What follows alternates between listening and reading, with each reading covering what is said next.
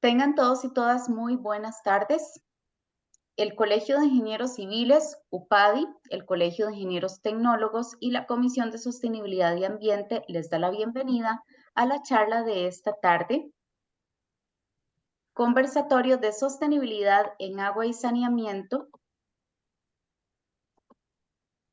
valorando acciones del esquema de administración y rectoría en Costa Rica. Los panelistas que nos acompañan esta tarde son el ingeniero Elías Rosales Escalante, el ingeniero Luis Fernando Rojas Avilés, el ingeniero Fernando Moreira Esquivel y el ingeniero Eric Centeno Mora. Como moderador del conversatorio nos acompañará el ingeniero Leonardo Gómez Sánchez. Nada más recordarles que la charla o el conversatorio está siendo grabado y se colocará en el canal de YouTube del Colegio de Ingenieros Civiles, el cual los invito a suscribirse. Ahora bien, le doy la palabra al moderador, al ingeniero Leonardo Gómez Sánchez, para que inicie. Adelante. Gracias, Carol. ¿Qué tal? Muy buenas tardes a todas y todos los que nos acompañan esta tarde lluviosa de hoy. Muchísimas gracias por estar con nosotros. Para las comisiones presentes y para el Colegio de Ingenieros Civiles, un gran honor que estén en este conversatorio para este noble conversatorio.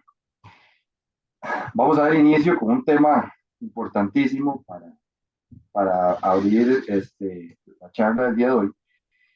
Y el primer tema en que vamos a estar hablando un poco es si contamos en el país con un esquema de administración y rectoría para poder afrontar el problema de cambio climático, como por ejemplo el fenómeno del niño que actualmente nos va a afectar.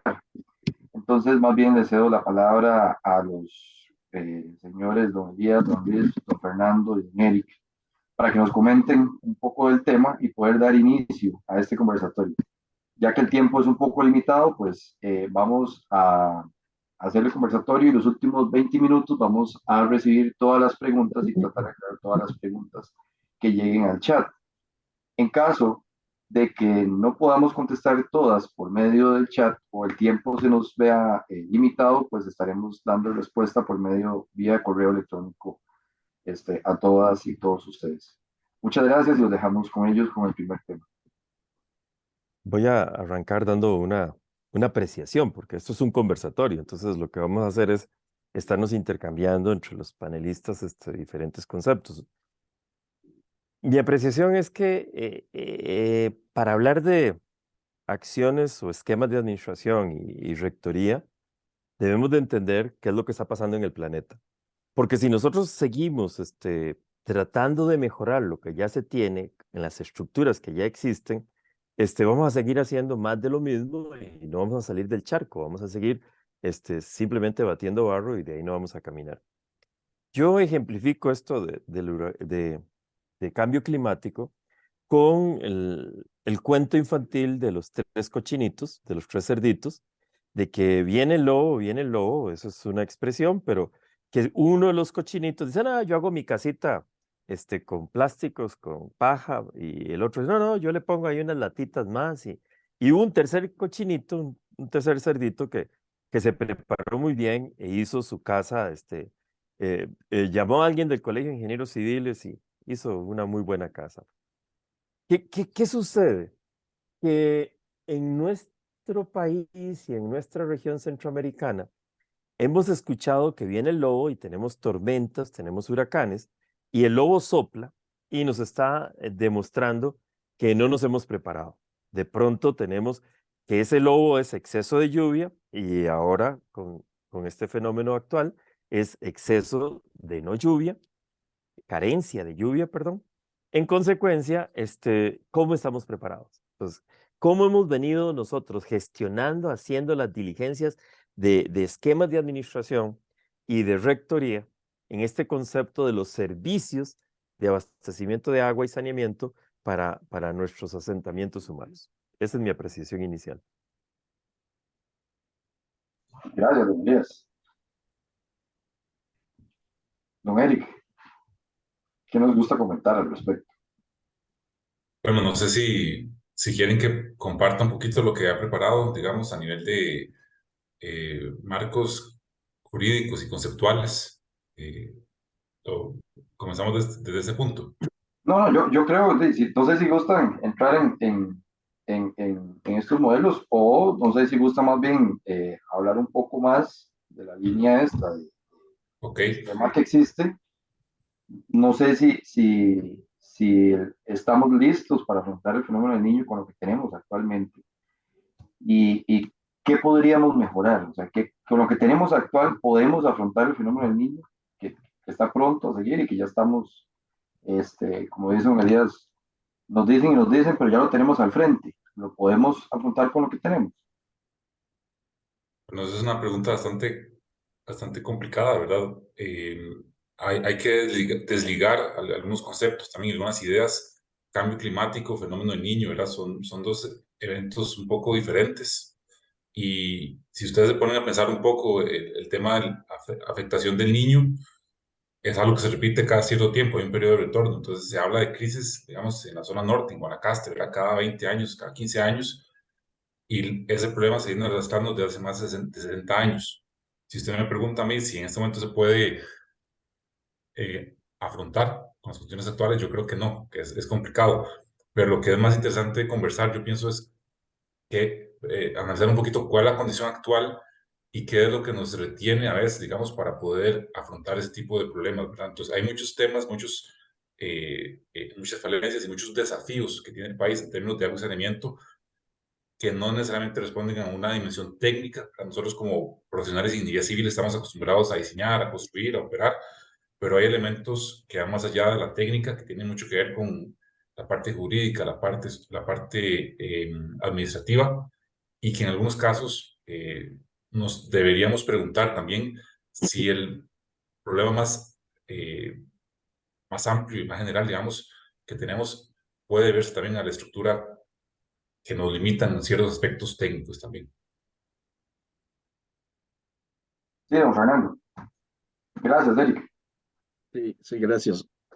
Indudablemente, lo que señala Eric tiene que ver en buena medida con una gran dispersión y poca definición, digamos, de políticas reales, concisas y y centradas o bien pensadas. A ver, las personas, los gobiernos, a ver, con frecuencia nos adaptamos a los diferentes impactos del clima, de la naturaleza, sin necesidad tal vez de tomar un camino específico porque hay una gran, digamos, política por la cual, o a la cual yo debo referirme o nos debamos, la tomemos como referencia para tomar esas decisiones alineados o en el marco de ese contexto de gran política de tipo estatal o nacional.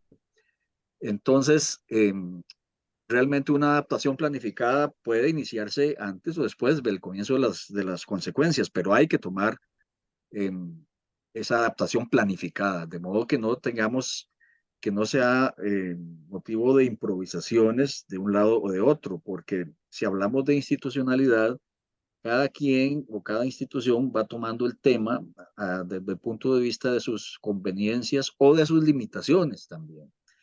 Nosotros, como grupo colegiado de técnicos, al fin y al cabo creo que deberíamos, como cuerpo, eh, constituirnos en ese eslabón entre, a ver, entre lo que es los científicos básicos y los datos eh, y los decisores de políticas, porque nosotros estamos típicamente acostumbrados a brindar soluciones a los diferentes desafíos que se nos presentan en el campo de la ingeniería y particularmente del agua y del saneamiento. Y entonces creo que debemos constituirnos en ese cuerpo para que de una u otra forma, de una manera ordenada, llevemos a ese nivel político en las decisiones de una definición de políticas nacionales de los organismos decisores. Pero bien, como lo marca Eric, es un tema que es una necesidad eh, a nivel país. Gracias, don Fernando. Y siguiendo con este mismo tema y este tema de esquemas administrativos, eh, hay otros países que tienen también esquemas o modelos en marcos regulatorios en materia de sostenibilidad de agua y saneamiento. Uno de ellos es Francia, que Eric nos va a comentar un poco de la experiencia, pero también hay otros países que hacen esto mismo y la regulación la hacen desde un punto fijo que es la rectoría, ¿verdad? Desde ahí se marcan esa línea para todos los operadores y para todo el tema de agua y saneamiento. Entonces, más bien, les cedo la palabra a Eric para que nos cuente un poco de esa experiencia a nivel internacional que existe y también que nos sirva como base para conocimiento y masa crítica y saber cómo poder mejorar en el país. Perfecto, muchas gracias, Leonardo. Sí, lo que dice Leonardo, yo lo que pretendo en esos 5 o 10 minutos es básicamente dar unas pinceladas, ¿verdad? De lo que es un marco administrativo, regulatorio, jurídico, para poder, digamos, dar algunos insumos para la discusión que viene después también y que podamos hablar un poquito, de comentar un poquito cómo es la estructura en su país y qué diferencias existen con respecto a otros países también y cuál es la forma, digamos, de evaluar esos marcos regulatorios, ¿verdad? Entonces, básicamente, el objetivo es responder a 4 preguntas. Primero, ¿qué entendemos como marco de referencia para poder evaluar un servicio de agua y saneamiento? Es una pregunta importante, ¿por qué ocupamos un marco de referencia? Después, explicarles un poco un par de marcos de referencia que son ampliamente usados a nivel mundial. Primero el de la OCDE. Costa Rica ya es miembro de la OCDE y ellos tienen un marco de referencia para ello, para la parte de agua y saneamiento. Y otro muy usado también, que es el de los derechos humanos. Básicamente ver rápidamente cuáles son los elementos más importantes. Vamos a ver que hay muchos principios similares, ¿verdad? Que en realidad son generales casi todos los marcos. Después vamos a hablar un poquito de cuáles marcos regulatorios son posibles, qué existe a nivel de posibilidades de marcos regulatorios en la práctica y un ejemplo del marco de gestión del agua en Francia, enfocado también a la parte de agua y saneamiento. Entonces, con respecto a un marco de referencia, entonces nosotros como profesionales de ingeniería estamos acostumbrados a que muchas veces para un problema de ingeniería hay una fase en la que hay muchas respuestas, ¿verdad? Muchas posibilidades que dependen de nuestra imaginación y de nuestra creatividad, pero hay otras que solo tienen una solución, ¿verdad? Cuando se llega a un problema conocido, básicamente aplica un algoritmo y llega a una solución. Eso pasa muy poco en áreas fuera de la expertise técnica, ¿verdad? Cuando estamos hablando de marcos administrativos de otras áreas que no son tanto ingenierías y sociales, etcétera, es muy difícil tener ese tipo de procedimientos únicos, ¿verdad? Entonces son áreas muy abiertas, totalmente divergentes, ¿verdad? Donde hay muchos enfoques. Entonces, un marco de referencia me permite a mí establecer, digamos, criterios y parámetros con los cuales yo comparo una situación para poder concluir sobre ese sistema. En nuestro caso, un servicio de saneamiento. Entonces, básicamente, nos permiten evaluar un desempeño o una condición en relación con ese marco de referencia. Entonces, hay que tener cuidado, ¿verdad? Porque hay muchos tipos de marcos de referencia y ahí pueden haber incluso algunos elementos políticos, ¿verdad? O algunos elementos de política económica, ¿verdad? Que están involucrados. Algunos específicamente aplicados al tema de sistemas de saneamiento, aquí ustedes los tienen, ¿verdad? Uno es el marco de gobernanza del agua de la OCDE, puede ser también el marco de los derechos humanos, puede también evaluarse un sistema desde el punto de vista del marco de los objetivos de desarrollo sostenible, o hay un marco de desempeño del agua del Banco Mundial. Entonces ven que son diferentes enfoques, ¿verdad? Son diferentes, digamos, metodologías o marcos de referencia con respecto a los cuales se puede comparar un sistema cualquiera, Costa Rica, Francia, Brasil, lo que ustedes quieran. Esos marcos pueden ser más específicos o mejor aplicables, digamos, a proyectos, a gestión de sistemas, a calidad de servicio, calidad del agua. Entonces, esos marcos también tienen algunas particularidades, ¿verdad? Y comparten una serie de indicadores para evaluar el desempeño de los sistemas que hay a continuación. Entonces, vamos a ver un par de marcos específicos, el de la OCDE y el de los derechos humanos. Entonces, aquí ustedes tienen el de la OCDE. Recuerden que Costa Rica es miembro desde hace pocos años. Entonces, básicamente sería interesante, yo creo que no es el ejercicio, pero evaluar nuestro sistema actual, ¿verdad?, de gobernanza del agua con respecto a estos tres dimensiones, ¿verdad? Efectividad, eficiencia, confianza y participación, y 12 principios. Entonces, vean que la OCDE habla de 12 principios distintos, ¿verdad? Desde capacitación, coherencia de políticas, escalas apropiadas, roles y responsabilidades claras, monitoreo y evaluación, arbitrajes, involucramiento de las partes interesadas, integridad y transparencia, gobernanza innovadora, marcos regulatorios, financiación y datos de información. Entonces, la OCDE, perdón, para cada uno de estos principios propone indicadores para medir. Entonces, usted puede básicamente evaluar la condición de funcionamiento de un país en función de este marco, digamos, de gobernanza del agua de la OCDE. ¿Okay? Y usted puede, sirve para eso, ¿verdad? Básicamente para identificar brechas y poder, a partir de la identificación de esas brechas, formular políticas para mejorar. Entonces, ese es un tema interesante, ¿verdad? Entonces, básicamente para eso nos sirve un marco de referencia para mejorar en el tiempo. Otro marco de referencia muy utilizado y muy importante también es el de los derechos humanos. Entonces, vean que los principios más importantes para ese enfoque o ese marco son un poco distintos. Por ejemplo, disponibilidad del recurso, agua y saneamiento, ¿verdad? Accesibilidad, calidad y seguridad del servicio, asequibilidad, que es la capacidad de pago de los usuarios, ¿verdad?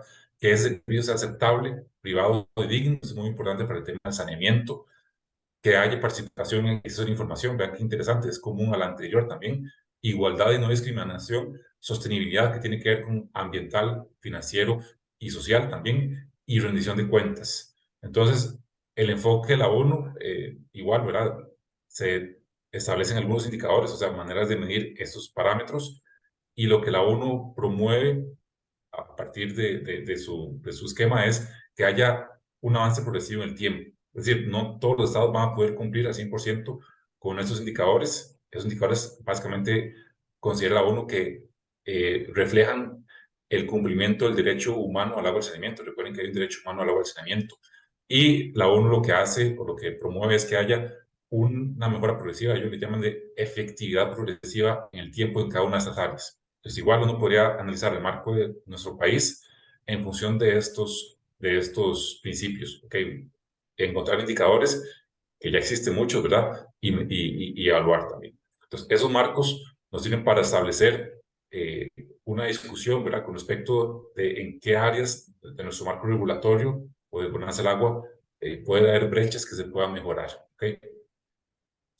Con respecto a la regulación, ya propiamente dicho, lo que la ONU manifiesta también y sostiene es que la regulación consiste en varias fases. Primero, establecer normas, normas de calidad de agua potable, normas de diseño o reglamentos de diseño, normas que puede ser también de calidad del agua tratada, etcétera, que obviamente en Costa Rica tenemos, ¿verdad? Muchas de estas.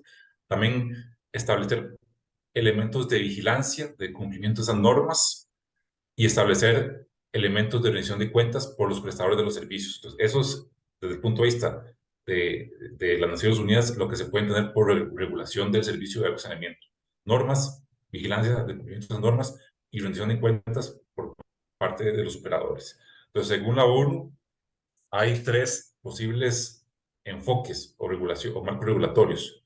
El primero que ellos colocan es el de autorregulación.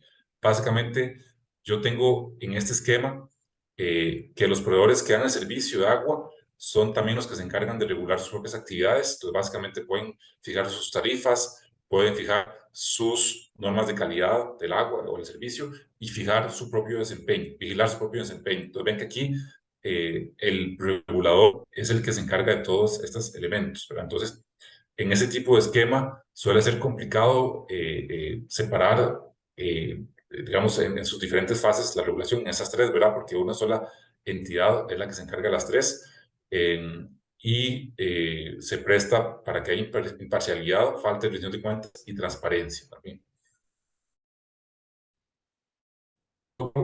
Otro sistema o puede aplicar, ¿verdad? En un país para la regulación del agua y el saneamiento es regulación mediante contrato. Entonces, básicamente, una comuna, ese es un poco el caso de Francia también, una comuna básicamente puede delegar el servicio, puede ser empresa pública o privada, o sea, a un tercero, y por medio de un contrato establece las condiciones regulatorias del sistema también. Entonces, también hay algunas complicaciones, ¿verdad? Transparencia, simetría del poder y el tema de los contratos en el tiempo. En eso en América Latina ha habido algunos casos bastante catastróficos, ¿verdad? Y el otro tipo de sistema que la ONU promueve es regulación por órgano regulador independiente. Entonces, esta es la tendencia actual, ¿verdad? Básicamente, hay un órgano regulador que no es operador, ¿verdad? Que básicamente está separado de los operadores y lo que hace básicamente separar regulación de prestación de servicios. Se requiere muy importante que esté separado del tema político. Entonces, aquí no tiene nada que ver con ciclos electorales o cambios de gobiernos. Hay autonomía completa en el ejercicio de las funciones. Tiene un carácter definitivo en el tema de decisiones. O sea, es básicamente un juez del agua. Si algo pasa, lo que ellos decidan se cumple, punto. Solo se puede impugnar ante tribunales, ¿verdad? Un tema de derechos también. Y autonomía financiera en la gestión de recursos humanos y presupuestarios. Entonces, ven que son tres diferentes posibilidades. Cada uno tiene ventajas y desventajas, pero tal vez de aquí más adelante podemos hablar un poquito de qué es lo que pensamos que tenemos en nuestro país, a dónde nos acercamos más. No siempre tiene que ser blanco y negro, puede haber una condición ahí intermedia, pero vean que básicamente esa es la propuesta o la separación, la clarificación de la ONU también. Ya entrando en el tema específico de Francia, que es un caso ejemplar a nivel mundial, ¿verdad? A nivel de gestión del agua, no solo el tema de saneamiento, sino el agua en general. Primero hay que entender un poquito cómo funciona el nivel de gestión general del agua, ¿verdad? Entonces, Francia lo que hace es una gestión integrada del recurso hídrico. Entonces, ese es un principio. Recuerden los principios de Dublín del 92. Básicamente se gestiona el agua por cuenca hidrográfica, que ese es el modelo más adecuado según la literatura, ¿verdad? Entonces, y otro principio muy importante de los franceses es que se aplica el principio de que quien contamina paga. Entonces, todo lo que se financia, todo lo que se construye, sale básicamente de este principio. Entonces, el que está contaminando, el que está usando agua, tiene que pagar por ello. El que deposite sus aguas tratadas en el río, tiene que pagar por ello. Y así se va financiando el sistema. Entonces, ellos tienen para cada una de las 6 cuencas de su país, que son cuencas grandes, ¿verdad? Un comité de cuenca, que es básicamente como si fuera una asamblea legislativa o un parlamento del agua. Este comité de cuenca define básicamente la planificación a largo plazo de la utilización del agua, no solo agua potable, ¿verdad? Agua para uso industrial, uso agrícola y uso de consumo humano a largo plazo. Entonces, hay un plan de trabajo a largo plazo para esa cuenca. Se define en ese Parlamento del Agua. Ese Parlamento está integrado por usuarios del agua, agrícolas, industriales y también domésticos, los municipios también y el Estado. Hay una representación ahí porcentual. Después, quien ejecuta las obras, básicamente suele ser el prefecto. Entonces, básicamente, el agua o la construcción de infraestructura está a cargo de las municipalidades, digamos, que pueden delegar esos servicios. Hay una especie de ente que se llama Agencia del Agua, que fiscaliza básicamente el cumplimiento de las normas, sobre todo en la parte ambiental. Entonces, ellos se encargan del tema de rendición de cuentas, de realizar rendición de cuentas, de revisar avance en el plan, y es altamente técnico e independiente. Entonces, Agencia del Agua tiene mucho músculo técnico. Y es un elemento que se repite en otros países también. Brasil, Perú, tienen esa agencia nacional, no tanto por cuenca. En Francia es por cuenca. Y si existe un ente nacional, ¿verdad?, que le llaman Policía del Agua, que lo que verifica es que se está cumpliendo la regulación. Entonces, ven que aquí quien toma las decisiones a nivel de planificación no es el prefecto, no es el que administra el servicio, y hay otro ente separado también que es que fiscaliza, ¿verdad? De hecho, hay dos, que fiscaliza y que revisa el cumplimiento de la normativa también. Ya a nivel de agua y saneamiento, específicamente los servicios, son las comunas o municipios, digamos, en un equivalente, las que se encargan de dar el servicio. Entonces, ese servicio puede ser delegado también, ¿verdad? Ellos son los dueños de la infraestructura, básicamente, a nivel legal, pero puede ser delegado, es decir, la municipalidad puede hacerlo o puede contratar una empresa pública o incluso una empresa privada para hacerlo. Francia tiene más de 200 años de tener experiencia en ese sistema, ¿verdad?, en ese tipo de contratos con empresas privadas. Y lo que es bien interesante también es que las agencias del agua que vimos anteriormente también es una especie de banco. Entonces, para financiar, que es un problema muy importante en nuestro país, ¿verdad? esa agencia del agua, que es un ente altamente técnico, puede ayudar a financiar proyectos, saneamiento, proyectos de protección de crecidas, todo lo que ellos consideren que es más importante. El dinero sale del pago de impuestos, el que contamina paga, que les comenté antes, y quien verifica que se cumpla a cabalidad de la implementación. Entonces, esa es la policía de agua, a nivel de calidad del agua.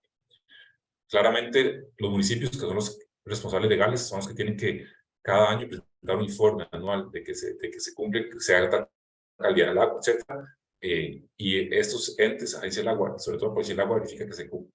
Y también hay instituciones públicas específicas, ¿verdad?, para formación de técnicos, que es muy importante en un país también, capacitación de esa masa crítica e incluso investigación con universidades y este tipo de cosas.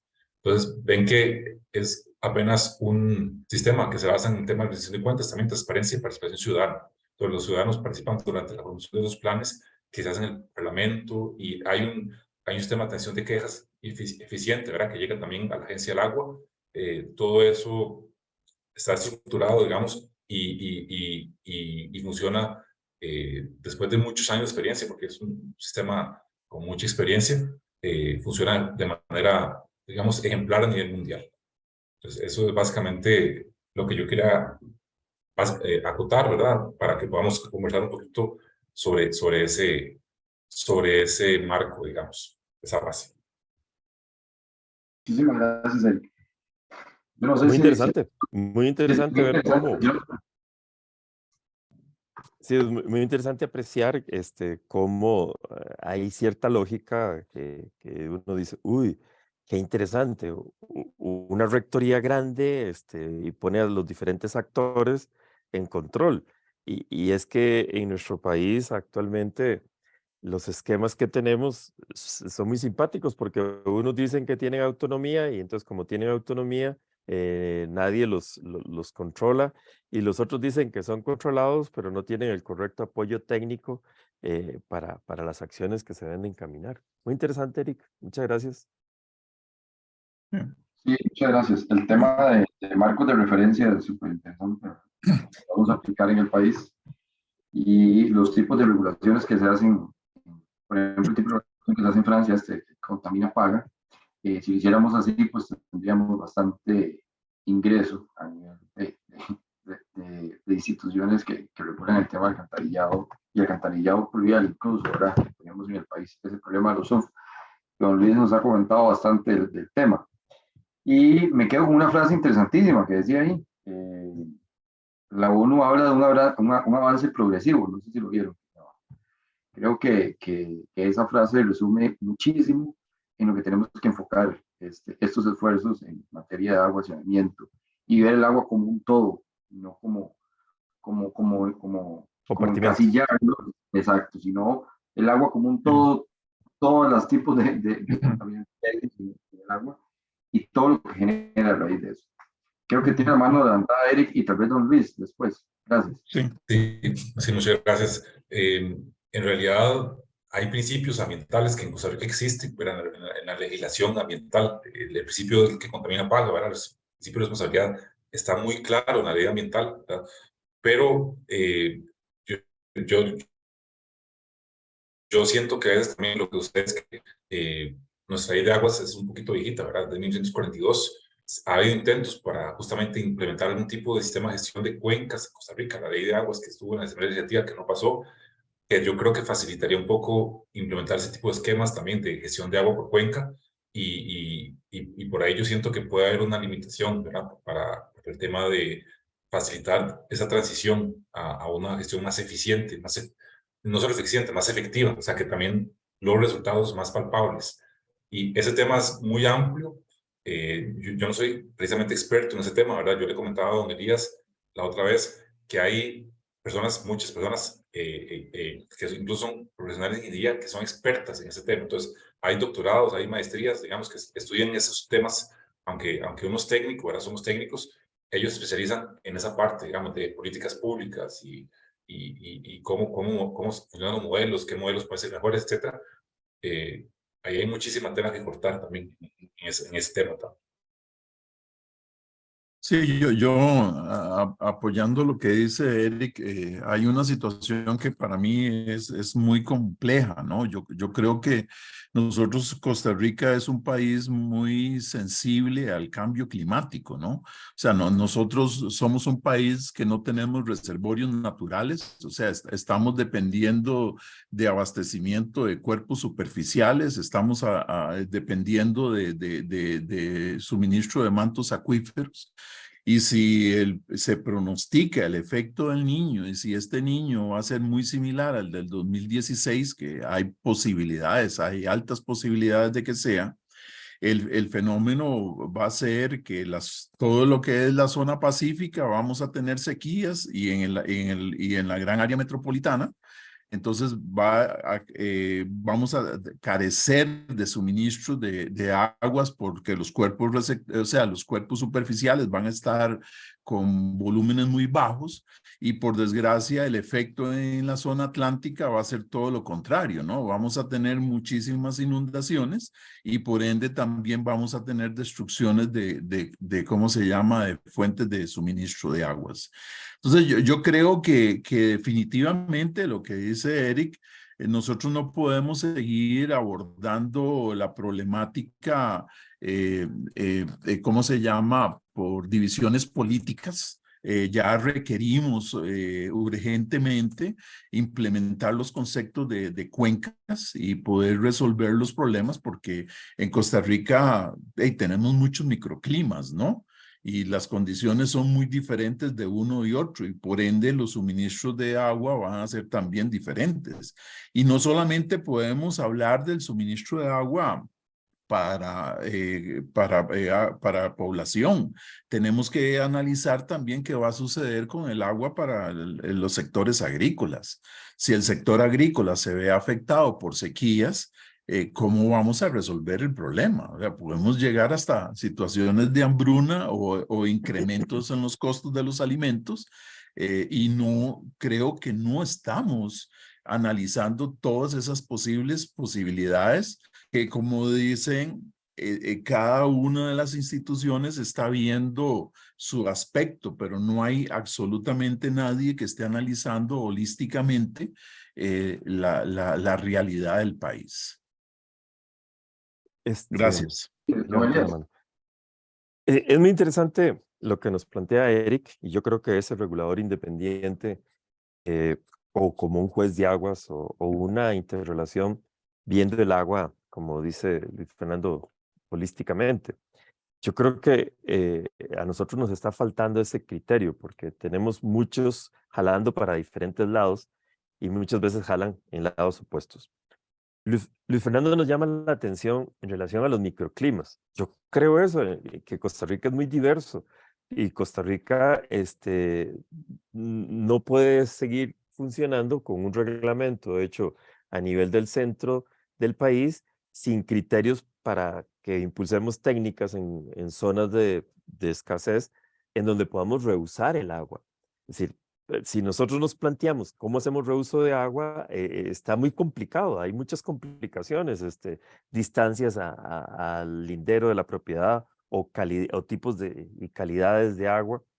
Y realmente muchos otros países están trabajando su preparación a estos conceptos alrededor de el mejor aprovechamiento del agua que cae en la época de lluvia, atraparla en el territorio para que recargue acuíferos y después también el agua residual con tratamiento para diferentes aplicaciones. Es muy interesante lo de la ley de aguas, y muchas veces tenemos ese estribillo que nos decía Eric, es que es muy viejita, o sea, un momentito, pero si hubiésemos cumplido en esos 80 años que tiene esa ley, muchas de las cosas que ahí están, no tendríamos invasiones en los cauces de los ríos o tendríamos una protección diferente en los puntos de captación. Es decir, podríamos tener otros otros reglamentos, pero los controles que existen en el país son muy deficientes. Así es que el objetivo, en mi perspectiva, es salud ambiental, es decir, la salud de las personas y la salud del medio donde se encuentran esas personas. Y eso de la salud de las personas y el medio conlleva los aspectos productivos en los diferentes sectores, porque uno no puede tener una salud mental si uno sabe que no puede producir porque hay una serie de limitaciones y entre esas el clima. Bueno, muchísimas gracias, muchísimo que hablar. Creo que Eric nos va a hacer como tal vez un cierre del tema este, Eric, y recapitular un poco el resumen de la presentación, no sé si te parece. Sí, pero vean qué interesante lo que ustedes mencionan también, tanto don Luis como don Elías, que hablan condiciones diferentes, ¿verdad? En el Pacífico, en el Atlántico. Ahí es donde entra en juego el tema de la planificación por cuenca, que sean los mismos usuarios, ¿verdad? Las mismas, una descentralización de la gestión, ¿verdad? Que no sea tan centralizada, instituciones centralizadas en San José, como dijo don Elías, sino que se defina más a nivel de cuenca lo que más le conviene. Entonces, por ejemplo, si en la cuenca atlántica no hay sequías o no tenemos problemas de sequías, ahí tal vez la planificación no vaya orientada al reuso del agua, pero tal vez a la prevención de inundaciones.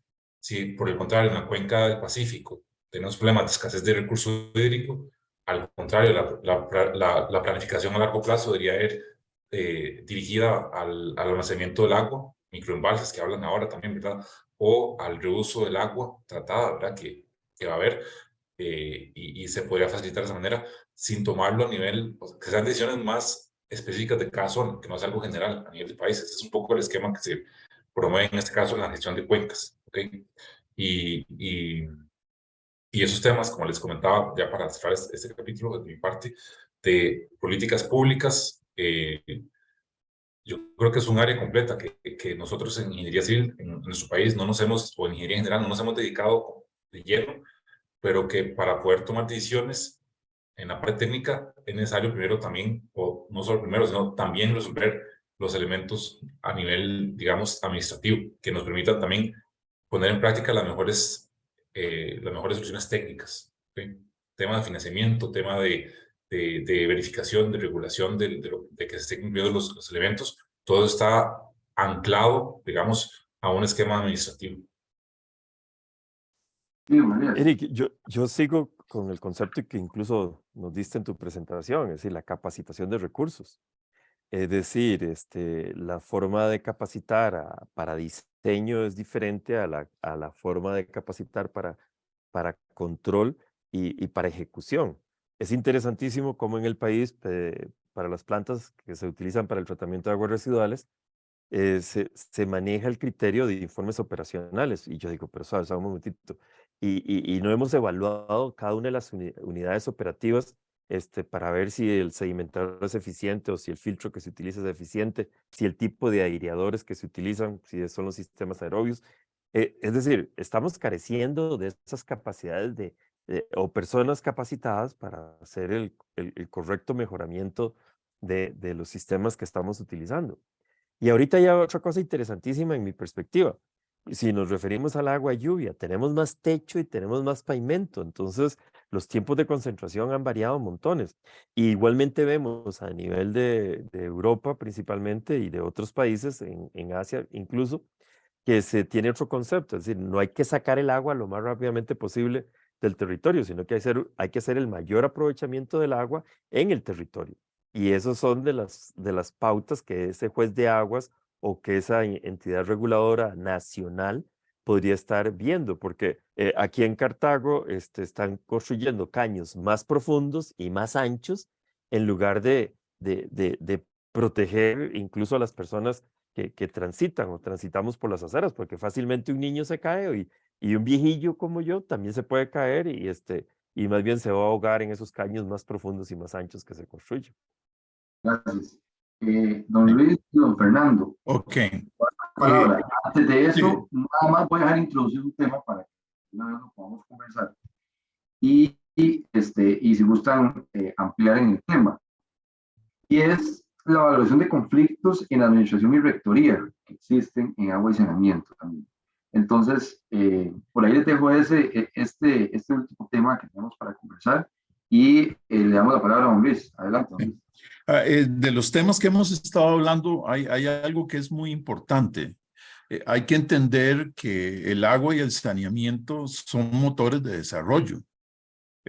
Nosotros no podemos impedir el desarrollo de un país al no suministrar agua o al no dar saneamiento, ¿no?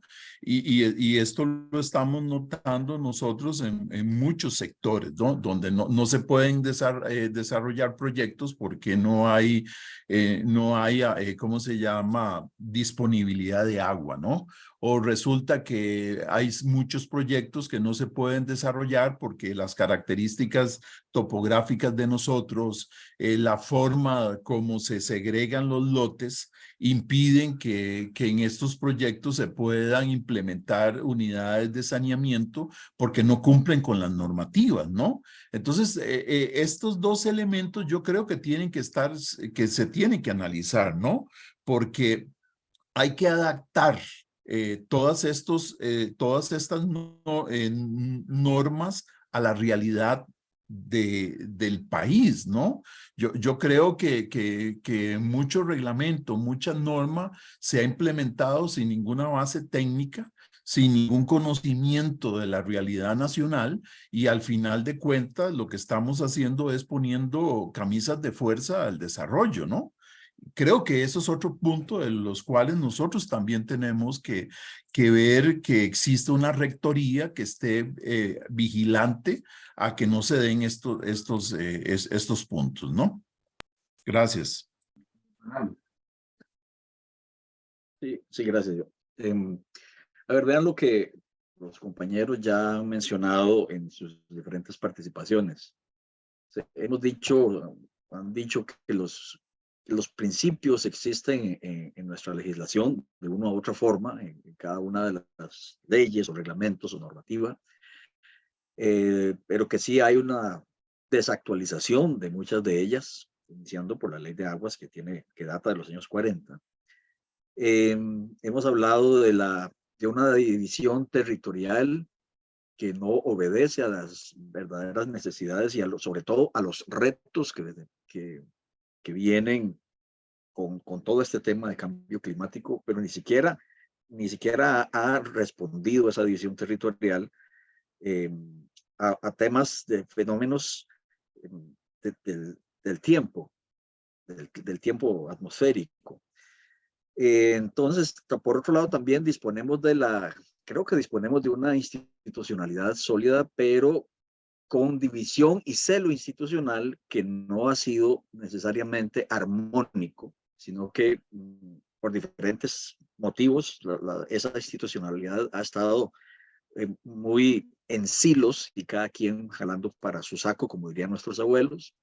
Entonces, como que hay buenas intenciones y hay normativa, pero que hay que optimizarlo. Entonces, creo que todo esto redunda, y ya lo hemos comentado, lo comentó Elías, lo comentó Fernando y Eric mismo también, que hace falta una entidad que logre centralizar todos estos aspectos de una manera positiva, constructiva y proactiva.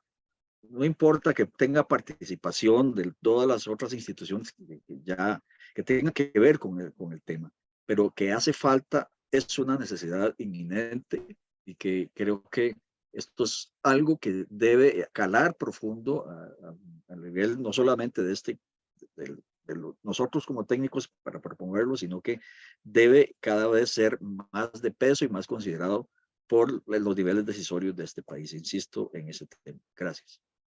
Gracias, don Fernando. Agradecemos a todos los que están por ahí, si gusten ir colocando preguntas de alguna vez, si tienen algunas preguntas para ir viéndolas conforme vamos acercándonos al final del conversatorio. Y le damos la palabra a don Elías.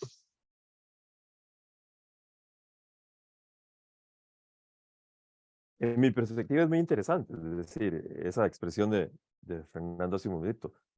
Todo el mundo jalando para su saco. Y realmente los controles, por eso yo igualmente hice la exclamación.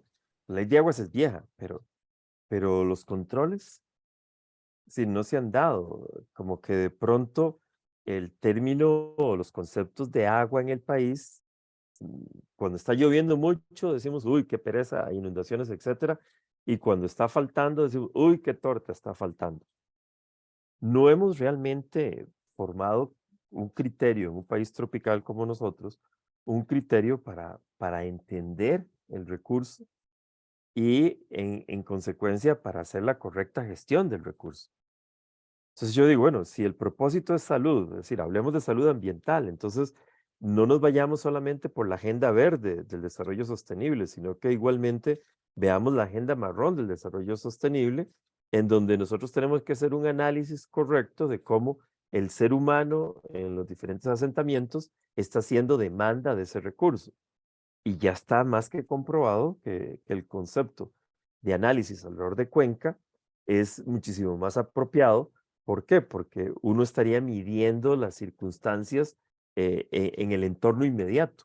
Entonces, si los problemas son sobre inundaciones, especializamos gente en ese tema. Y si los problemas son por sequía, especializamos gente por ese otro tema en procura del reuso. Y si el problema se refiere a que el tamaño del área metropolitana de San José y otros conglomerados metropolitanos que estamos teniendo tienen una necesidad diferente, pues igualmente deberíamos de sentarnos a plantear cómo resolver ese tipo de conflictos que la climatología y la misma morfología del país nos presentan. Los conflictos están ahí, en los conceptos que estamos utilizando.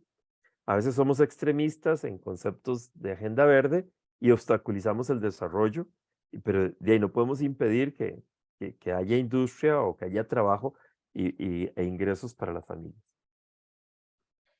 Bueno, queda claro que hay un eje o una columna vertebral que nos está haciendo falta ahorita, que es para poder cumplir en campos de regulación y en tema de rectoría.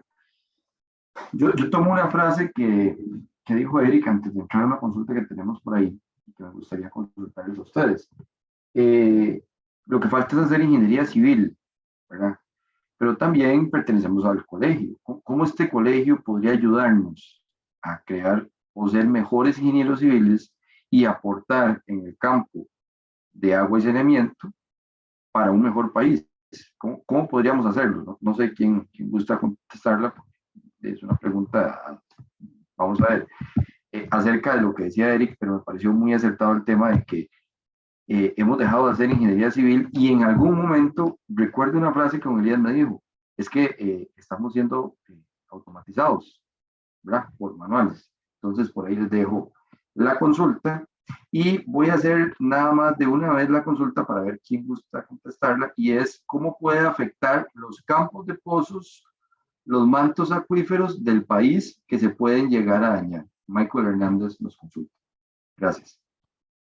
Yo brevemente a esa expresión de los ingenieros civiles, debemos de ser prudentes porque el todólogo hoy día más bien cae en error. Debemos de hacer si estamos hablando de, por ejemplo, la comisión esta que tenemos nosotros de sostenibilidad y ambiente, aquí en el Colegio de Ingenieros Civiles, no podemos hablar de los conceptos de sostenibilidad solamente en una disciplina de la ingeniería. Y es que no solamente hay que abarcar disciplinas de la ingeniería, sino que también de las ciencias sociales, porque toda la población debe ser consciente de las acciones que se están llevando en procura del mejor aprovechamiento de los recursos. Gracias. Don Luis. Ok, yo creo que esto que decís vos, que cómo se puede solucionar, yo creo que definitivamente en eso hay que tener claro, o sea, la visión tiene que ser de mediano y largo plazo, ¿no? A corto plazo uno muchas veces se ciega, la miopía te mata y comenzás a hacer ocurrencias, ¿no? Yo creo que la visión tiene que ser de mediano a largo plazo. Y definitivamente en esto tenemos que involucrar a la academia, ¿no? Yo creo que la academia tiene que integrarse en la solución. El cambio climático es muy complejo, es un problema interprofesional, se requiere muchísima experiencia, profesionales muy preparados que nosotros lo tenemos y lo que hay que hacer sencillamente es coordinar entre las diferentes universidades creando expertos en temas específicos y irlos involucrando en el desarrollo de nuevas tecnologías, la normativa sea fundamentada sobre tecnicismos. Yo creo que en muchas ocasiones nosotros hacemos leyes y reglamentos que no tienen ningún fundamento técnico y creo que ahí la solución yo la veo en la academia. No sé qué opinan el resto, pero creo que por ahí es donde viene el cambio, ¿no? Don Fernando y don Eric. A ver, además de lo que señala Luis Fernando, yo creo que, a ver, hay una condición, una característica, una forma de actuar que probablemente probablemente no, de hecho, por los acontecimientos que normalmente se atribuyen a los políticos de carrera, nosotros los que estamos en las áreas más técnicas, a veces queremos más bien intencionalmente separarnos del nivel de la verdadera política y de la política constructiva de nuestro país. Yo creo que ya es hora de que nosotros nos comencemos a involucrar más de lleno en una verdadera política constructiva de este país. Lamentablemente, este concepto, el término inclusive, está muy contaminado por muchas razones que todos conocemos, pero creo que nosotros tenemos que ya de verdad involucrarnos en los temas políticos de decisión como técnicos de este país, aparte de los aspectos académicos que señala Luis Fernando. Gracias. Gracias, don Fernando. Importantísimo. Vamos técnicos tomando decisiones. Adelante, don Eric. Apoyando la toma de decisiones. Yo voy a agregar algo similar a lo que dijo don Fernando, ¿verdad? Que el SIC, principalmente el Colegio de Ingenieros Civiles y el Colegio Federado, que tienen más músculo político, creo que deberían también posicionarse de manera clara y contundente para alzar la voz y dar una posición, ¿verdad? Que sea escuchada, que sea atendida también y que dé la visión técnica de muchas decisiones políticas que se proponen muchas veces, ¿verdad? No se trata de hacer política partidaria, ¿verdad? Es hacer política en el sentido más amplio de la palabra. Y yo les cuento, por ejemplo, en Brasil es común, ¿verdad? Profesores universitarios o ingenieros civiles también dando su posición desde el punto de vista técnico para la toma de decisiones políticas.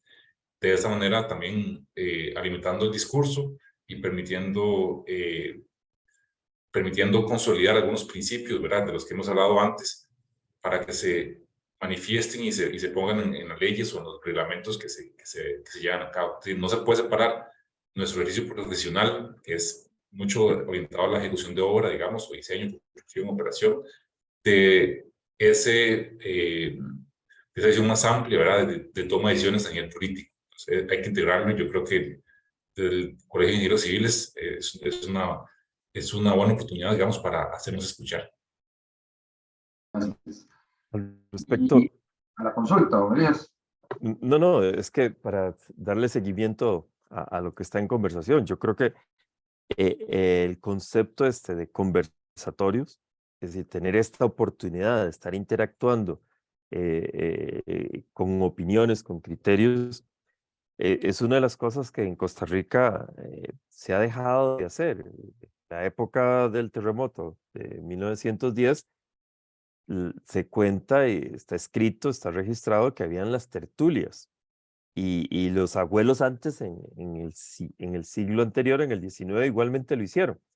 Y con las tertulias hacían análisis de las situaciones de su entorno inmediato y de esa manera se iban mejorando las acciones. Entonces yo creo que estos conversatorios, cuando se plantearon originalmente, yo creo que quieren mover o han querido mover intercambio de expresiones. Y así como lo expresa Eric, yo también lo secundo en el sentido de que es diferente que cada uno de nosotros a título personal observe aspectos a mejorar a que ya con más músculo un gremio o una representación del gremio de ingeniería sea quien participe en este tipo de análisis. Ahora, antes hiciste una pregunta que uno de los participantes envió, que ¿cómo puede afectar los campos de pozos, los mantos acuíferos del país y que se puedan llegar a dañar? Es que es muy interesante. Cuando uno analiza lo que sucede alrededor de una asada o cuando uno analiza lo que sucede alrededor de una municipalidad, aspectos de hidrología no existen. Aspectos fundamentales de cómo se hace la hidráulica de un cuerpo superficial tampoco se tiene. Entonces, yo sí creo, yo soy un convencido de que si entendemos el ciclo hidrológico, existen las zonas de recarga para esos mantos acuíferos y en consecuencia debemos de entender mediante la hidrología y la hidráulica, ver cómo hacemos un mejor manejo del recurso para que no se dañe, es decir, que no solamente sea explotar, sino que igualmente sea el concepto de recargar, sembrar agua para poderla cosechar en esos benditos medios de la técnica de los pozos, por ejemplo. Gracias. Y para no irnos sin dejar ninguna pregunta, tenemos otra por ahí y yo le doy la palabra a don Fernando Ruiz también. Doña Helga Ruiz nos dice, la brecha entre la cobertura de agua potable y el saneamiento en el país es amplia. Los recursos tienden a priorizarse hacia el potable. Las tarifas de RCEP no cubren las nuevas inversiones en infraestructura. ¿Cómo visualizan el futuro de saneamiento en el país para reducir esa brecha? Nos quedan 4 minutos, así que le agradecemos a don Fernando y a don Luis si nos ayudan con la respuesta y no sé si alguien más quiere agregar y el cierre. Gracias.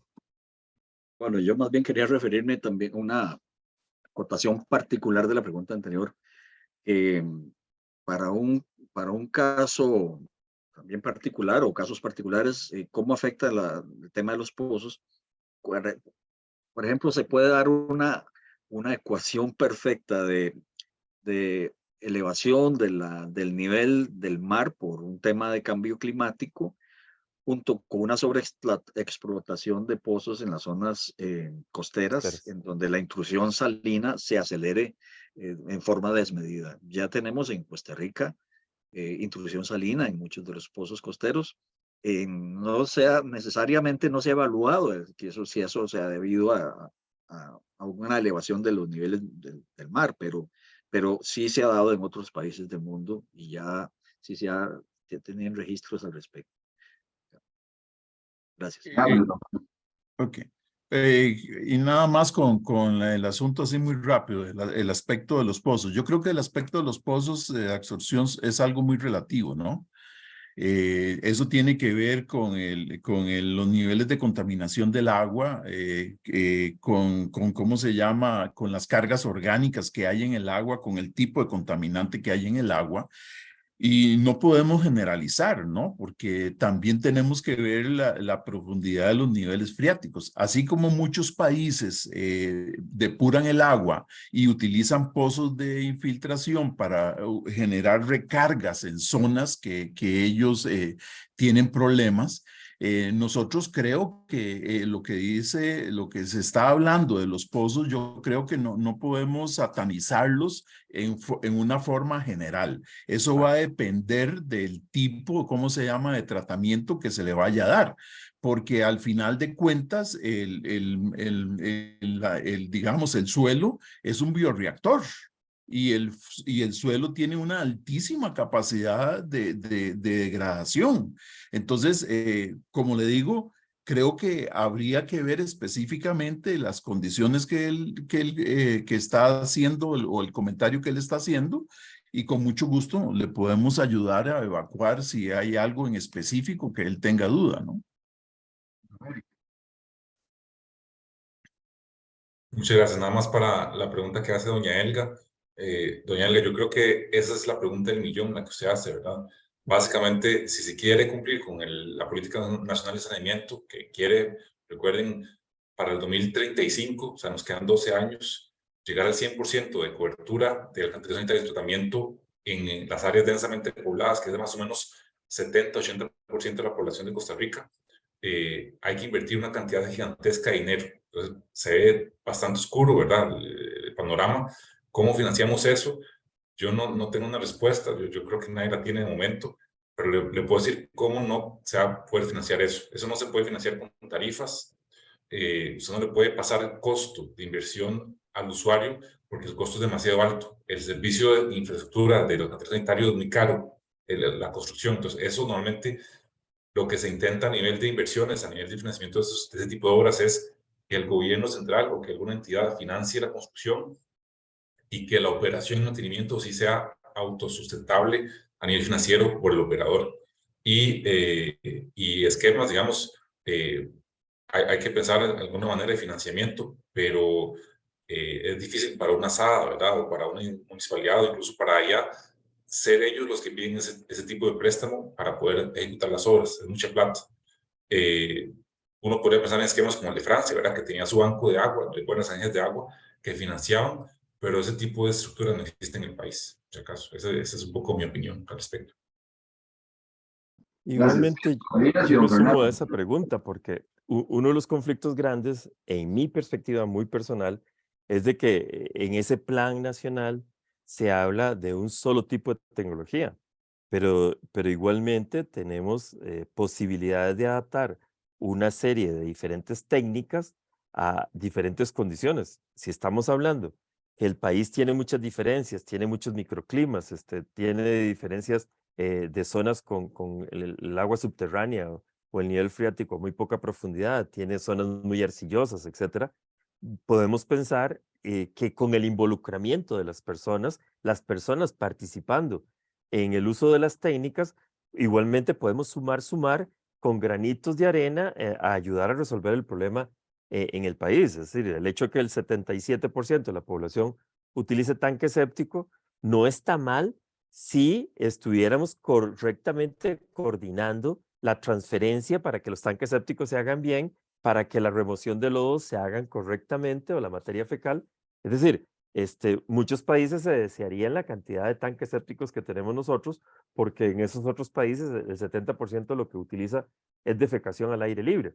Nosotros tenemos diferentes formas que se han venido adaptando, pero que muchas veces las reglamentaciones que se hacen a nivel central en el país quieren que todo se haga igual y no. Por eso la tecnología es muy bonita, porque la tecnología puede adaptarse a las diferentes circunstancias y se puede adaptar a los recursos económicos que tengamos las personas. No es cierto que todos tenemos que movernos en Mercedes-Benz. Sí, es una técnica muy bonita el Mercedes-Benz, pero de ahí nos movemos en la técnica hasta donde nos alcanza la bolsa que tengamos. Esa es mi apreciación, doña Elga. Don Fernando, y nada más para aclarar el comentario que decía don Luis. Dice Michael Hernández, el comentario de los pozos que hice es más bien relacionado a campos de pozos, terrenos donde se colocan hasta 12 pozos continuos. ¿Es razonable sobreexplotar un manto de esta manera? Sí, don Fernando. Sí, gracias. Y un saludo a Helga. Efectivamente, si nosotros para valorar esa brecha estamos tomando como referencia sistemas de alcantarillado clásicos, como los conceptualizamos académicamente, con un sistema de tratamiento centralizado y demás, es muy difícil que logremos cerrar esa brecha. El concepto no debería ir hacia eso, más bien, tomando los conceptos que dice Elías, nosotros sí, esa brecha, para valorarla, tenemos que considerar otro tipo de soluciones que ya tenemos bastante desarrollo en el país en ese sentido. No podemos pensar que con tarifas, por ejemplo, un sistema de alcantarillado se va a pagar. Eso no es, en ninguna parte del mundo ocurre. Para las soluciones donde sean aplicables, las soluciones grandes, comunales, urbanas, pues tendremos que apostar a las inversiones de las instituciones, en algunos casos de los empréstitos o eventualmente pues recibir donaciones. Y uno de los caminos para poder hacer financiamiento de este tipo de obras será indudablemente que las comunidades también se organicen, y si logramos ese tipo de organización en donde tengamos una recaudación verdadera, robusta, en el que contamina paga, en el futuro, ojalá mediano, estas obras se puedan financiar cuando son obras colectivas. Gracias. Bueno, jóvenes, vamos a cerrar con 30 segundos cada uno, hacer un cierre y reflexión de la actividad. Yo creo que tal vez en el cierre don Luis le pueda contestar ahí un poquito más al muchacho que nos comentó. Y tal vez empezamos con Eric, don Elías, don Luis, y cerrando con don Fernando unos 30 segundos para hacer el cierre de la actividad. Gracias. Bueno, muchas gracias. Primero, agradecerles nuevamente por este espacio de discusión, ¿verdad? Muy enriquecedor. Yo solo quisiera concluir hablando que el marco regulador o el marco administrativo que tenemos es básicamente el que guía también la forma en la que vamos a tomar decisiones, ¿verdad? Vean que elementos como transparencia, rendición de cuentas, normativa, financiamiento, todo eso está relacionado con la rectoría y el esquema que tengamos en marcha. Entonces, desde la raíz de la situación del problema, encontramos ese tema de marco jurídico, marco administrativo, que le tenemos que poner, según mi opinión, más atención, ¿verdad? Ha estado al lado, nos hemos fijado a veces en las hojas, en las ramas, y no tanto en el bosque, que es el que está regido por ese marco jurídico. Gracias. Yo me sumo a esa línea que plantea Eric, en el sentido de que actualmente tenemos en papel escrito que la institución AIA es la Rectoría de los Servicios de Agua. Pero de pronto no es solamente emitir reglamentos, sino igualmente ver cómo funcionan también las municipalidades y cómo las municipalidades se acogen a un esquema. Es decir, ¿quién regula el mismo AIA? El AIA tiene el sartén por el mango y entonces muchas veces es rectoría para municipalidades o para SADAS, pero no es rectoría para sí mismo. Un ejemplo es el cumplimiento del reglamento de vertidos, en donde tenemos sistemas que descargan directamente al mar sin tratamiento previo, bajo el concepto de que hay dilución y que el efecto se reduce, pero gota a gota se rompe una piedra. Así es que yo creo que en este tema, ese marco jurídico nacional hace falta de rectoría para todos, de control a todos los operadores, a los que están ejecutando, una rectoría que busque la formación de recursos humanos, que los recursos que se están utilizando se valoren, se evalúen y que tengamos rendimientos propios, porque igualmente tenemos que hacer análisis de consumos de energía y eficiencia de cada una de las unidades operativas que estamos teniendo en el país. Ese es mi resumen. Gracias. Don Fernando. Digo, don Luis, perdón. Don Luis. Ok. Así muy rápido para ver si entendí la consulta que era sobre la problemática de la sobreexplotación de mantos acuíferos, que fue lo que al final entendí que es, ¿verdad? Un campo de pozos. ¿Perdona? En un campo Sí, de pozos. campos de pozos o extracción Sí. de campos de pozos. O sea, yo creo que uno de los mejores ejemplos que nosotros podemos ver sobre la explotación es la Ciudad de México, ¿no? Yo creo que un país no puede apostar a abastecer el agua potable con un porcentaje muy alto de mantos acuíferos. Yo creo que ahí hay que pensar en una combinación de elementos. Creo que tenemos que aportar la cosecha de lluvia como una solución al suministro de aguas. Tenemos que ver también toda la problemática que se está originando con las aguas no contabilizadas. ¿Qué ganamos nosotros con explotar un manto acuífero y después perder en conducción el 50% de esa agua? Tenemos que ver sobre políticas de ahorro de agua, o sea, la población tiene que ser consciente, no podemos tener dotaciones tan altas o sea, sería una serie de elementos que se tienen que dar para que tengamos un abastecimiento de agua sostenible en el tiempo. Si no lo vemos así, rápidamente vamos a tener serios problemas de suministro. Gracias, don Luis. Ok. Fernando. Gracias. Yo solo quiero cerrar instando a los colegas y a los participantes de los conversatorios en general a involucrarse y comprometerse cada uno de ustedes, y bueno, me incluyo por supuesto, en sus organizaciones locales, comunales, etcétera, aunque sea en una junta directiva de un barrio, de un condominio, etcétera, porque es la forma en que nosotros, con la formación que tenemos y además, ojalá con una forma de pensar proactiva, podamos ir haciendo las transformaciones, ahí a labor de hormiga, aunque sea, las transformaciones que son necesarias para poder ir enfrentando estos problemas y llevarlos a niveles más altos. Gracias. Gracias. Muchísimas gracias a todas y todos los que nos acompañaron el día de hoy. Muy enriquecedor la conversación, y Carlos, usted nos hace el cierre de parte del colegio. Muchísimas gracias y vamos a ver la final.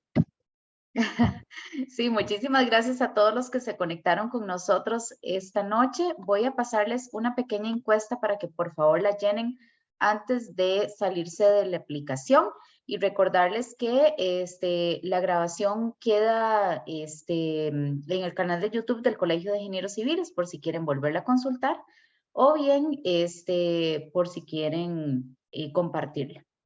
Tengan todos y todas muy buenas noches. Gracias. Gracias, buenas Muchas noches. gracias. Luego. Muchas gracias. Estamos en contacto. Y esto va a seguir. Vamos a seguir haciendo conversatorios, ¿verdad? Así es. Seguimos. Buena vida. Ok. Que estén bien. Hasta luego.